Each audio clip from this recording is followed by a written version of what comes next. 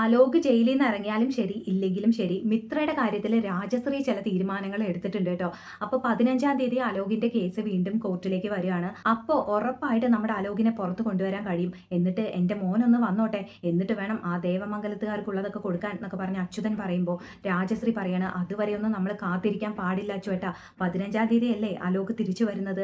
അവൻ ഇങ്ങോട്ട് തിരിച്ചു വന്നാൽ ഉടനെ ആ ആര്യൻ ജയിലിൽ പോകണം. അതിന് ഈ 15-ാം തീയതി വരെ നമ്മൾ കാത്തിരിക്കാൻ പാടില്ല. അതിന് മുമ്പേ മിത്രയെ ഇങ്ങോട്ട് കൂട്ടിക്കൊണ്ട് വരണം. ഇവിടെ കൊണ്ടുവന്ന് അവളോട് എന്തെങ്കിലും പറഞ്ഞ് മനസ്സ് മാറ്റി ആ ആര്യനെതിരെ കേസ് കൊടുപ്പിക്കണം. മിത്രയുടെ സമ്മതമില്ലാതെയല്ലേ ആ ആര്യൻ മിത്രയെ വിവാഹം കഴിച്ചത്. അതിന് ആര്യനെതിരെ മിത്ര കേസ് കൊടുക്കണം. നമ്മുടെ മോൻ ജയിലിൽ നിന്ന് തിരിച്ചു വരുന്ന അന്ന് ആ ആര്യൻ ജയിലിൽ പോകണം എന്നൊക്കെ പറഞ്ഞ് രാജശ്രീ ഇങ്ങനെ അതാണ് നമ്മുടെ പ്രതികാരം എന്നൊക്കെ പറഞ്ഞ് ഇങ്ങനെ സംസാരിക്കാൻ കേട്ടോ. അപ്പൊ ഇതേ സമയം ദേവമംഗലത്ത് അവിടെ ആര്യനും മിത്രയും തമ്മിൽ പൊരിഞ്ഞ വഴക്കാണ്. അപ്പൊ മിത്ര അലോകിനെ കാണാൻ ജയിലിലേക്ക് പോയതൊന്നും ആര്യന് ഇഷ്ടപ്പെട്ടിട്ടില്ല. അങ്ങനെ മിത്രയോട് മര്യാദയ്ക്ക് സംസാരിക്കാതെ ഒക്കെ ഇങ്ങനെ പിണങ്ങി നടക്കുകയാണ് ആര്യൻ. അങ്ങനെ അവർ തമ്മിൽ ഒരു വഴക്ക് ഇങ്ങനെ നടന്നുകൊണ്ടിരിക്കുമ്പോഴാണ് ഇപ്പുറത്ത് നമ്മുടെ അനന്തനും നന്ദിതയും ഇതേക്കുറിച്ച് സംസാരിക്കുന്നത് കേട്ടോ.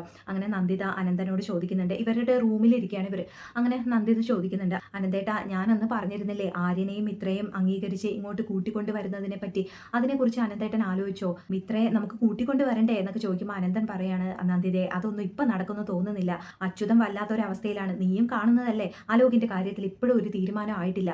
അങ്ങനെ ഇരിക്കുമ്പോൾ നമ്മൾ അതിനിടയ്ക്ക് ഇതൊക്കെ ചെയ്യുന്നത് ശരിയാവുമെന്ന് എനിക്ക് തോന്നുന്നില്ല എന്നൊക്കെ പറയുമ്പോൾ നന്ദിത ഇങ്ങനെ പറയാണ്, ഓ എന്ത് പറഞ്ഞാലും ഒരു അച്യുതൻ അച്യുതൻ അച്യുതൻ. നമ്മുടെ മോളുടെ കാര്യത്തിൽ തീരുമാനം എടുക്കേണ്ടത് നമ്മളല്ലേ, അല്ലാതെ അച്യുതൻ അല്ലല്ലോ. മിത്രയെ പോലെ തന്നെ നമ്മൾ സ്നേഹിച്ച് വളർത്തിയതല്ലേ അലോകിനെയും. പക്ഷെ അവന്റെ ബുദ്ധി മാത്രം എന്താ ഇങ്ങനെ പോകുന്നത്?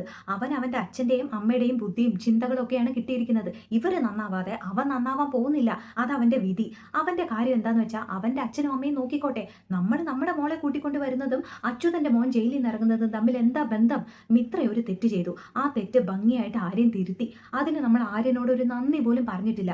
ഇനിയും അവരെ അംഗീകരിച്ച് കൂട്ടിക്കൊണ്ട് വന്നില്ലെങ്കിൽ അത് മോശമല്ലേ അനന്തേട്ടാ എന്നൊക്കെ പറഞ്ഞ് നന്ദിത ഇങ്ങനെ കുറെ സംസാരിക്കുമ്പോൾ അനന്തം പറയാണ്, എന്റെ നന്ദിതയെ ഈ കാര്യം ഒന്ന് വിട്. ആദ്യം ഈ അലോക് ഒന്ന് പുറത്തിറങ്ങിക്കോട്ടെ. അതിനുശേഷം നമ്മൾ എന്ത് പറഞ്ഞാലും അച്യുതൻ സമ്മതിക്കും.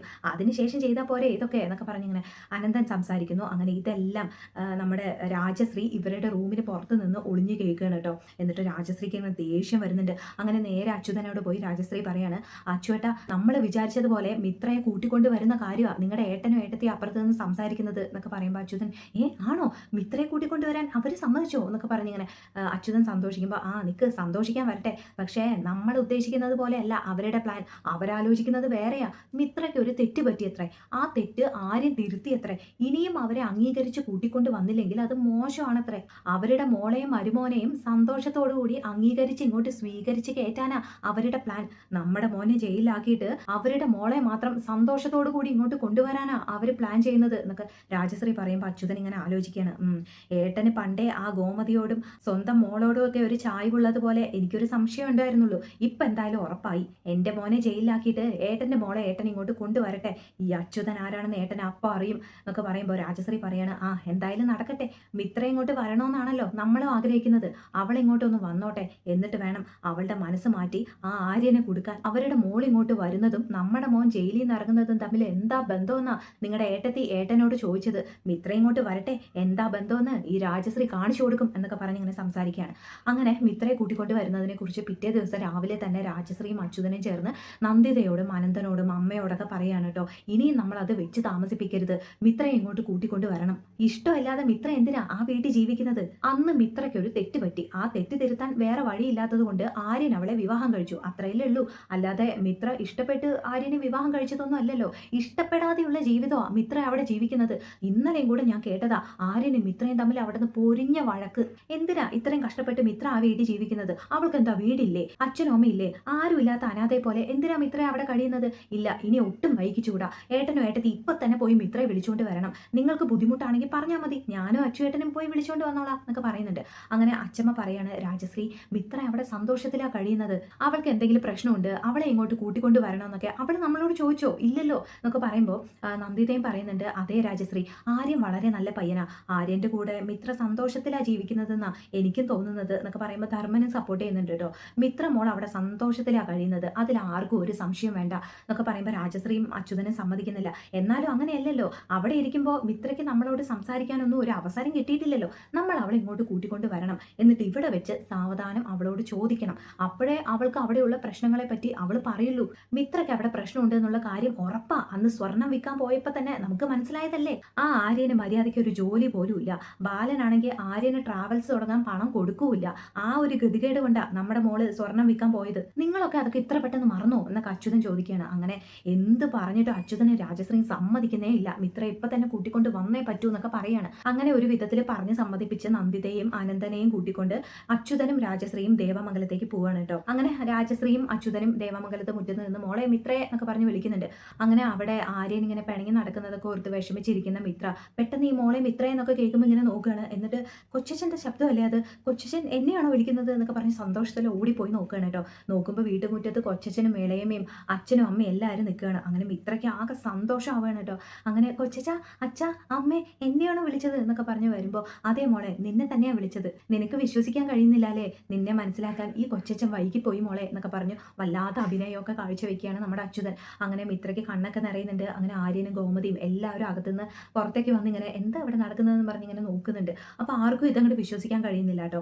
അങ്ങനെ അച്യുതനും രാജശ്രീയും കൂടെ ഇങ്ങനെ പറയാണ് മിത്രയെ തിരിച്ചങ്ങോട്ട് കൂട്ടിക്കൊണ്ട് പോകാൻ വന്നതാണ്. ഇഷ്ടമില്ലാതെയാണല്ലോ മിത്ര ഈ വീട്ടിൽ ജീവിക്കുന്നത്. ഇനിയിപ്പോൾ ആ ത്യാഗം ഞങ്ങളുടെ മോൾക്ക് വേണ്ടി ആരും ചെയ്യണ്ട, ഞങ്ങളുടെ മോളെ ഞങ്ങൾ കൂട്ടിക്കൊണ്ട് പൊയ്ക്കോളാം എന്നൊക്കെ രാജശ്രീ പറയുന്നുണ്ട് കേട്ടോ.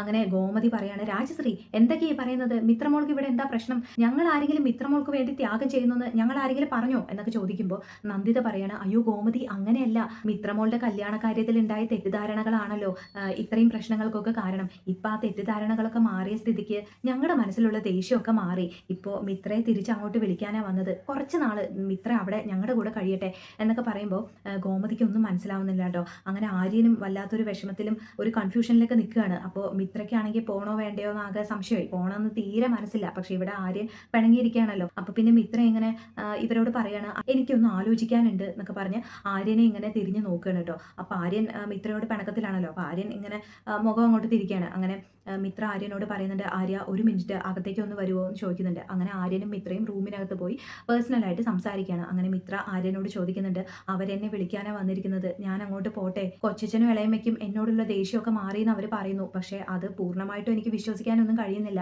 അവരുടെ ഉദ്ദേശം എന്താണെന്നൊന്നും എനിക്കറിയില്ല. പക്ഷേ എൻ്റെ അച്ഛനും അമ്മയും ഉറപ്പായിട്ടും അങ്ങനെയല്ല, എന്നോടുള്ള ദേഷ്യമൊക്കെ മാറിയതുകൊണ്ടാണ് അവർ വന്ന് എന്നെ വിളിക്കുന്നത്. കുറച്ച് ദിവസം അവിടെ കഴിയാനാണെന്ന് പറയുന്നു. എന്താ ഞാൻ പോയിക്കോട്ടെ എന്നൊക്കെ ചോദിക്കുമ്പോൾ ആര്യം പറയുന്നുണ്ട് താൻ പോകുന്നതും പോകാത്തതും തൻ്റെ ഇഷ്ടം, എന്നോടൊന്നും ചോദിക്കണ്ട. തന്നെയല്ലേ തൻ്റെ അച്ഛനും അമ്മയും വന്ന് വിളിച്ചത്, എന്നോട് എന്തിനാ അഭിപ്രായം ചോദിക്കുന്നത്, ഇല്ലെങ്കിലും എന്നോട് അഭിപ്രായം ചോദിച്ചിട്ടാണോ താൻ എല്ലാം ചെയ്യുന്നത്, ഏട്ടനോടുള്ള സ്നേഹം കൊണ്ടാണല്ലോ അവനെ ജയിലിൽ പോയി കണ്ടത്, അതേപോലെ അച്ഛനോടും കൊച്ചച്ഛനോടും ഒക്കെ സ്നേഹം കാണുമല്ലോ, അപ്പൊ പിന്നെ അവരുടെ കൂടെ പോയിക്കോ, അതല്ലേ നല്ലത് എന്നൊക്കെ പറയുന്നുണ്ട് ആര്യൻ. അങ്ങനെ എന്താ ആര്യം ഇങ്ങനെയൊക്കെ പറയുന്നത് എന്ന് ചോദിക്കുകയാണ് മിത്ര. അങ്ങനെ ആര്യം വല്ലാത്ത ദേഷ്യത്തിലാണ്. അതുകൊണ്ട് എല്ലാം നിന്റെ ഇഷ്ടം, എന്നോടൊന്നും ചോദിക്കണ്ട എന്നൊക്കെ പറഞ്ഞ് കയ്യൊഴിയാണ്. അങ്ങനെ മിത്ര പോണോ വേണ്ടയോ എന്ന് ആലോചിക്കുന്നുണ്ട് കേട്ടോ. അങ്ങനെ മിത്ര ഇപ്പോൾ വിടാനൊന്നും പറ്റില്ല. മിത്രയ്ക്ക് ഇവിടെ യാതൊരു കുറവുമില്ല, ഞങ്ങളൊക്കെ നന്നായിട്ട് മിത്രയെ നോക്കുന്നത്. നിങ്ങൾക്ക് മിത്രയോട് പിണക്കം മാറിയതിലൊക്കെ സന്തോഷമുണ്ട്, പക്ഷേ അവളെ നിങ്ങളുടെ കൂടെ വിടാനൊന്നും കഴിയില്ല എന്നൊക്കെ നമ്മുടെ ഗോമതിയും മീനും ഒക്കെ ഇവരോട് സംസാരിച്ചുകൊണ്ട് നിൽക്കുകയാണ്. അപ്പോൾ രാജശ്രീയും അച്യുതനൊക്കെ പറയുന്നുണ്ട് അത് പറയേണ്ടത് നിങ്ങളല്ലല്ലോ, ഞങ്ങളുടെ കൂടെ വരാൻ പറ്റില്ല എന്ന് മിത്ര പറയട്ടെ എന്നൊക്കെ പറഞ്ഞുകൊണ്ടിരിക്കുമ്പോൾ മിത്ര അകത്തുനിന്ന് വരുന്നുണ്ട് കേട്ടോ. അങ്ങനെ ഉറപ്പായിട്ടും മിത്ര ഇവരുടെ കൂടെ ഇറങ്ങി പോവാൻ പോവാണ് എന്നൊക്കെയാണ് അകത്ത് നിന്ന് നമ്മുടെ ആര്യൻ വിചാരിക്കുന്നത്. അങ്ങനെ മനസ്സിനകത്ത് ആര്യൻ പോവല്ലേ മിത്രേ എന്നിങ്ങനെ പറഞ്ഞുകൊണ്ടേ ഇരിക്കുന്നുണ്ട്. പക്ഷെ പുറത്ത് പറയാൻ ഈഗോ സമ്മതിക്കുന്നില്ല. അങ്ങനെ മിത്ര എന്തായാലും പോവും എന്നൊക്കെ വിചാരിച്ച് ഇങ്ങനെ വിഷമിച്ചിരിക്കുമ്പോഴാണ് പെട്ടെന്ന് മിത്ര അവരോട് പറയുന്നത് നിങ്ങൾ എന്നോട് കാണിക്കുന്ന ഈ സ്നേഹത്തിനും എന്നോട് പിണക്കമൊക്കെ മാറിയെന്ന് പറഞ്ഞതിനൊക്കെ എനിക്ക് നല്ല സന്തോഷമുണ്ട്. പക്ഷേ ഇപ്പൊ നിങ്ങളുടെ കൂടെ വരാൻ കഴിയില്ല. ഇത് എൻ്റെ വീടാ. നമ്മുടെ വീട്ടിൽ നിന്ന് ഇറങ്ങി ഇങ്ങോട്ട് വന്ന ശേഷം ഇത് എൻ്റെ സ്വന്തം വീടല്ല എന്ന് എനിക്ക് തോന്നിയിട്ടേയില്ല. അവിടെ ഞാൻ കഴിഞ്ഞതിലും എത്രയോ സന്തോഷമായിട്ടാണ് ഈ വീട്ടിൽ ഞാൻ കഴിയുന്നത്. അച്ഛനെ പോലെയാ എനിക്ക് ഇവിടുത്തെ ബാലനങ്കിള്, അപ്പച്ചിയാണെങ്കിൽ എൻ്റെ അമ്മയെ പോലെയാ. അവര് മാത്രമല്ല എന്നെ പൊന്നുപോലെ നോക്കുന്ന, എൻ്റെ സ്വപ്നങ്ങൾക്കൊക്കെ കൂടെ നിൽക്കുന്ന ആര്യനുണ്ട് ഇവിടെ. പിന്നെ എൻ്റെ ചേച്ചിമാരും ഏട്ടന്മാരും എല്ലാവരും ഇവിടെയല്ലേ. ഇവരെ എല്ലാവരെയും വിട്ട് ഞാൻ എങ്ങനെയാ നിങ്ങളുടെ കൂടെ വരിക എന്നൊക്കെ പറയുമ്പോൾ ബാലനും ഗോമതിക്കും ഒക്കെ ആകെ സന്തോഷമാവുന്നുണ്ട്. ആര്യന് കണ്ണൊക്കെ നിറയുന്നുണ്ട്. സന്തോഷം കൊണ്ടിരിക്കാൻ വയ്യ.